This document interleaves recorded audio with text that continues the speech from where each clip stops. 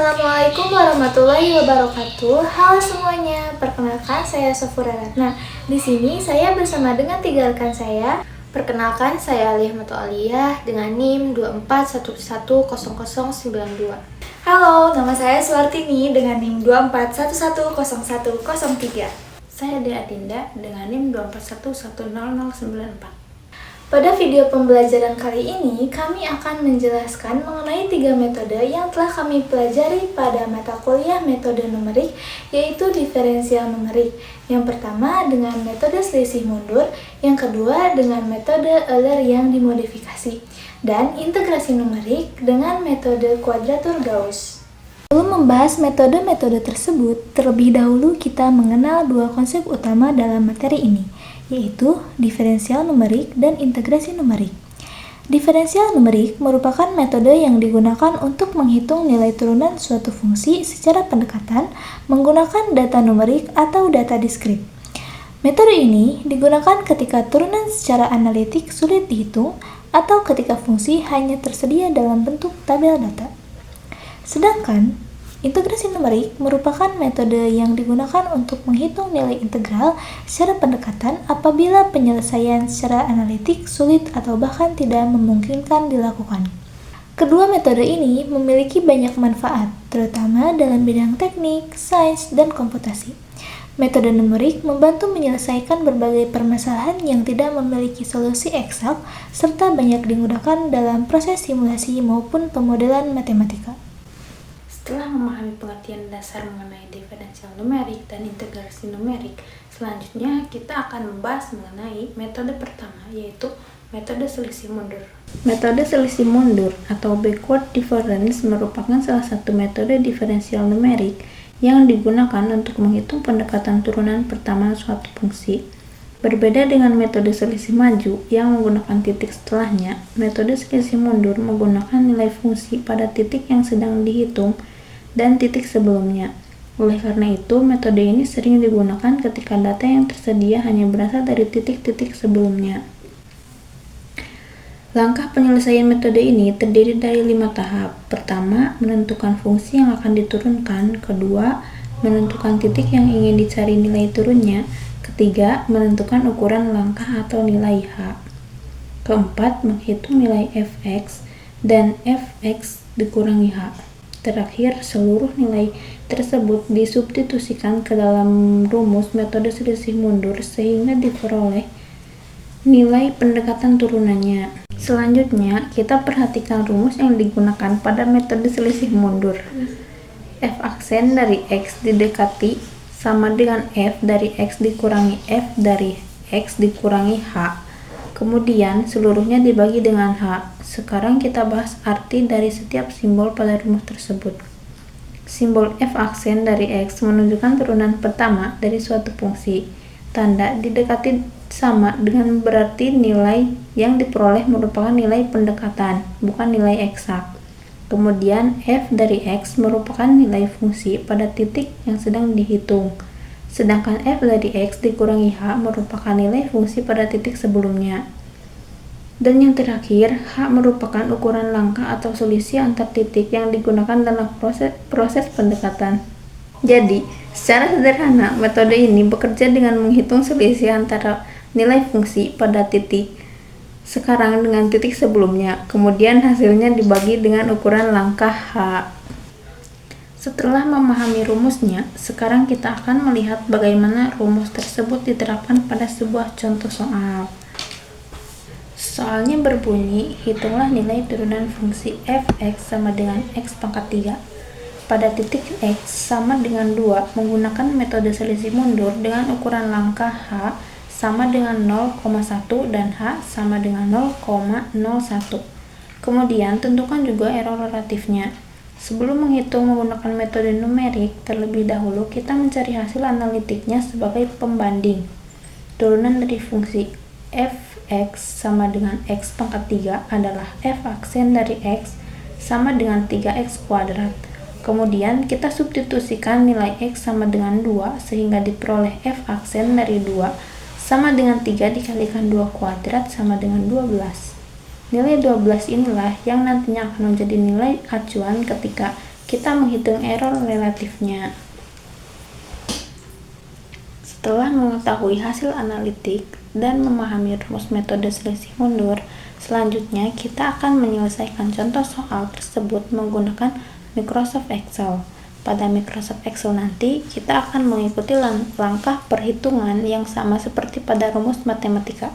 Saya juga akan menjelaskan bagaimana rumus matematika tersebut diubah menjadi rumus Excel sehingga lebih mudah dipahami. Sekarang kita sudah berada di Microsoft Excel. Di sini saya telah menyiapkan tabel yang akan digunakan untuk menyelesaikan soal metode selisih mundur. Tabel ini terdiri dari beberapa kolom, yaitu nilai X, nilai H, nilai Fx, nilai Fx dikurangi H, hasil metode selisih mundur, hasil analitik, dan error relatifnya. Kita akan mengisi setiap kolom secara berurutan sesuai langkah penyelesaian yang telah dipelajari sebelumnya.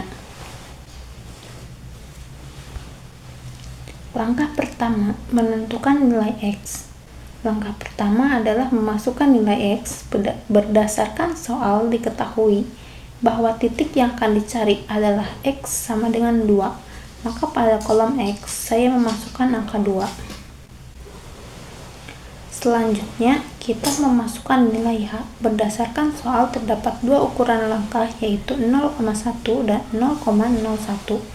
Nilai H ini menunjukkan besar jarak antara titik yang digunakan pada proses pendekatan turunan. Semakin kecil nilai H, biasanya hasil pendekatan yang diperoleh akan semakin mendekati hasil analitik.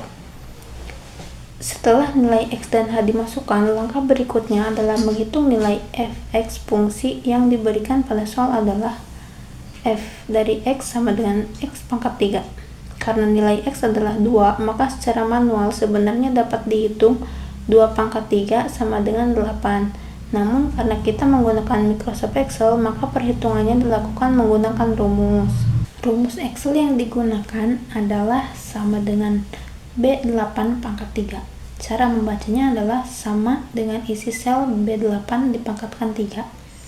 Mengapa menggunakan rumus tersebut? Karena fungsi yang adalah Fx sama dengan X pangkat 3, sehingga nilai X yang berada pada sel B8 cukup dipangkatkan 3. Setelah menekan tombol Enter, Excel akan menghitung hasilnya secara otomatis.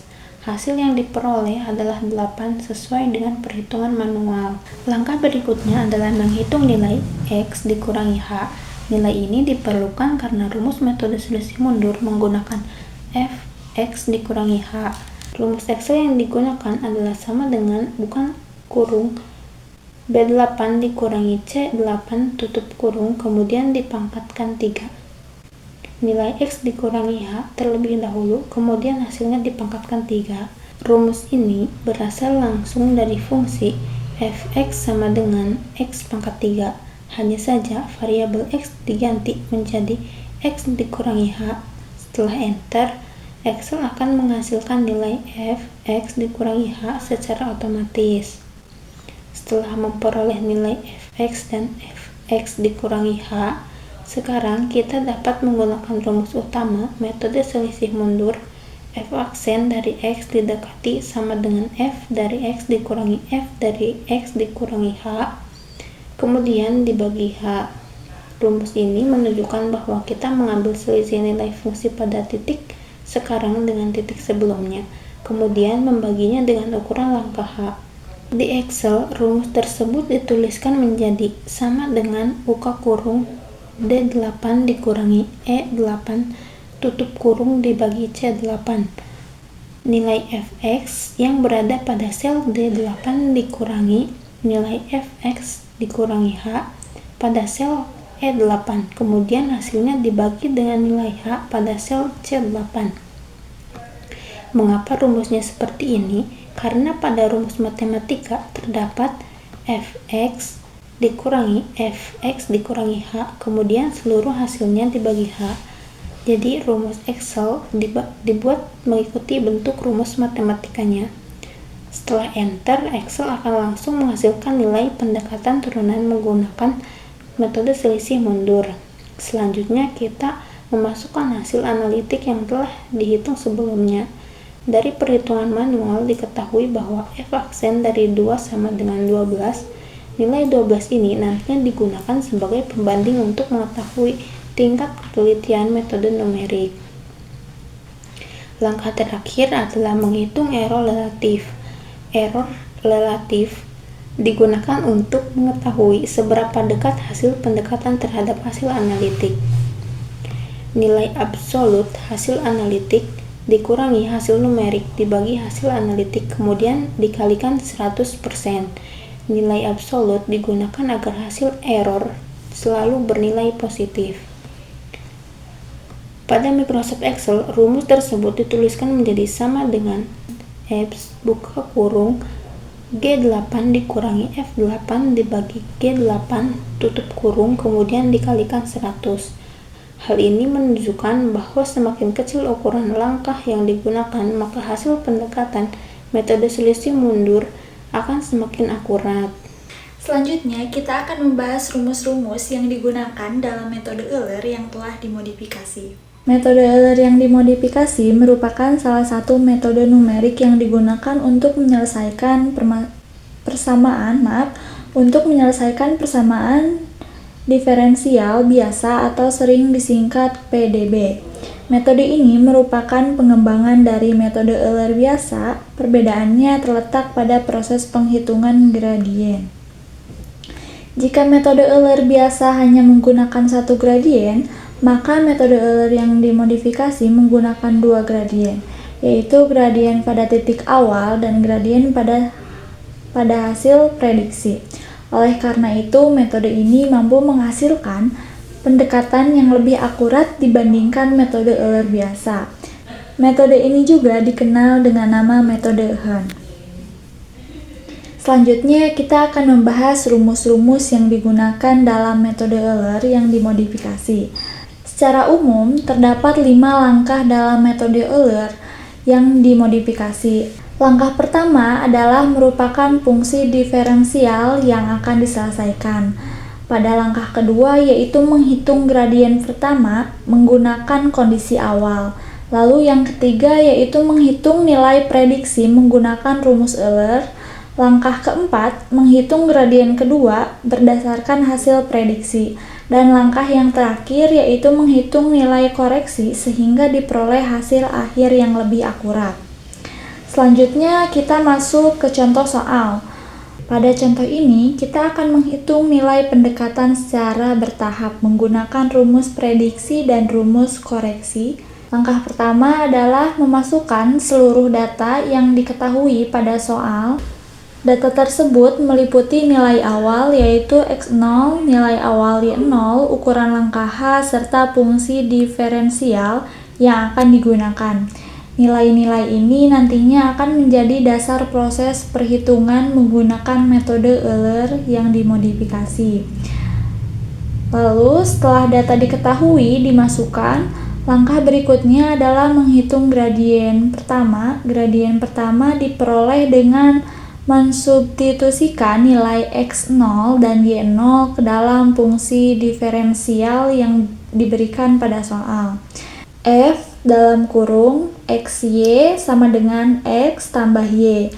Maka nilai X0 dan Y0 langsung dimasukkan ke dalam fungsi tersebut, sehingga diperoleh nilai gradien pertama. Nilai gradien pertama ini nantinya akan digunakan untuk menghitung nilai prediksi. Setelah memperoleh gradien pertama, kita menggunakan rumus prediksi. Rumus matematikanya adalah Y atau Pi sub I ditambah 1 sama dengan Y sub I ditambah H dikalikan F, lalu dari X sub I, Y sub I.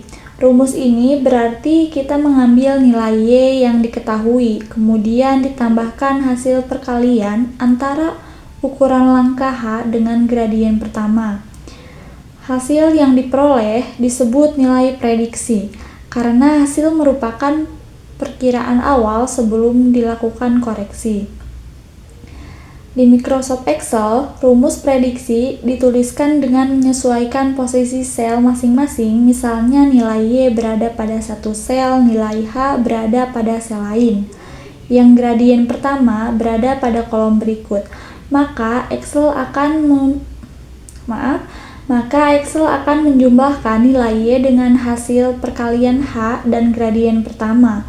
Dengan menggunakan rumus ini, Excel akan menghitung nilai prediksi secara otomatis tanpa perlu menghitung secara manual. Setelah rumus dimasukkan, tekan Enter sehingga Excel menampilkan nilai prediksi. Nilai ini merupakan perkiraan awal nilai Y pada langkah berikutnya. Perlu diperhatikan bahwa nilai prediksi ini belum menjadi hasil akhir, karena harus dilakukan proses koreksi. Langkah selanjutnya adalah menghitung gradien kedua. Berbeda dengan gradien pertama yang menggunakan nilai awal, gradien kedua dihitung menggunakan nilai X berikutnya serta nilai prediksi yang baru saja diperoleh. Nilai tersebut kemudian disubstitusikan kembali ke dalam fungsi diferensial. Hasil ini yang disebut sebagai gradien kedua. Setelah memperoleh kedua gradien tersebut, kita menggunakan rumus koreksi. Rumus matematikanya dibaca sebagai berikut. Y sub I ditambah 1 sama dengan Y sub I ditambah setengah H dikalikan buka kurung gradien pertama ditambah gradien kedua tutup kurung. Rumus ini menunjukkan bahwa hasil akhir diperoleh dari rata-rata dua gradien. Oleh karena itu, hasil pendekatan metode Euler yang dimodifikasi menjadi lebih akurat dibandingkan metode Euler biasa. Pada Microsoft Excel, rumus koreksi dibuat dengan menjumlahkan gradien pertama dan gradien kedua tersebut dahulu. Setelah itu hasilnya dibagi 2 hingga diperoleh rata-rata gradien. Kemudian rata-rata gradien tersebut dikalikan dengan ukuran langkah H. Terakhir hasilnya ditambahkan dengan nilai Y sebelumnya. Dengan rumus tersebut, Excel akan langsung menghasilkan nilai koreksi sebagai hasil akhir pada iterasi tersebut. Selanjutnya, kita akan kembali ke slide presentasi, yaitu membahas tentang metode yang terakhir, metode kuadratur Gauss. Metode kuadratur Gauss merupakan salah satu metode integrasi numerik yang digunakan untuk menghitung pendekatan nilai integral suatu fungsi. Metode ini menggunakan titik evaluasi atau yang disebut Gauss point serta bobot atau weight yang telah ditentukan sebelumnya. Dengan menggunakan titik evaluasi dan bobot tersebut, metode kuadratur Gauss mampu menghasilkan hasil pendekatan yang sangat akurat meskipun hanya menggunakan setitik-titik perhitungan. Oleh karena itu, metode ini menjadi salah satu metode integrasi numerik yang cukup banyak digunakan dalam bidang teknik, matematika, maupun komputasi. Selanjutnya di sini kita akan membahas rumus yang digunakan pada metode kuadratur Gauss. Integral dari minus 1 sampai 1 dari fungsi f x terhadap x didekati sama dengan sigma dari i sama dengan 1 sampai n, yaitu w sub i dikalikan f dari x sub i. Tanda didekati sama dengan menunjukkan bahwa hasil yang diperoleh merupakan hasil pendekatan. Simbol sigma berarti seluruh hasil perkalian akan dijumlahkan. Transformasi interval. Pada metode kuadratur Gauss terdapat satu hal yang sangat penting untuk diperhatikan. Rumus kuadratur Gauss hanya berlaku pada interval minus 1 sampai 1. Oleh karena itu, apabila soal memiliki batas integral selain minus 1 hingga 1, maka kita harus melakukan transformasi interval terlebih dahulu. Rumus transformasi digunakan untuk mengubah batas integral awal menjadi batas baru, yaitu dari minus 1 sampai 1. Dengan melakukan transformasi ini, barulah rumus kuadratur Gauss dapat digunakan. Langkah berikutnya adalah menentukan titik evaluasi dan bobot Gauss. Nilai tersebut diperoleh dari tabel Gauss-Legendre.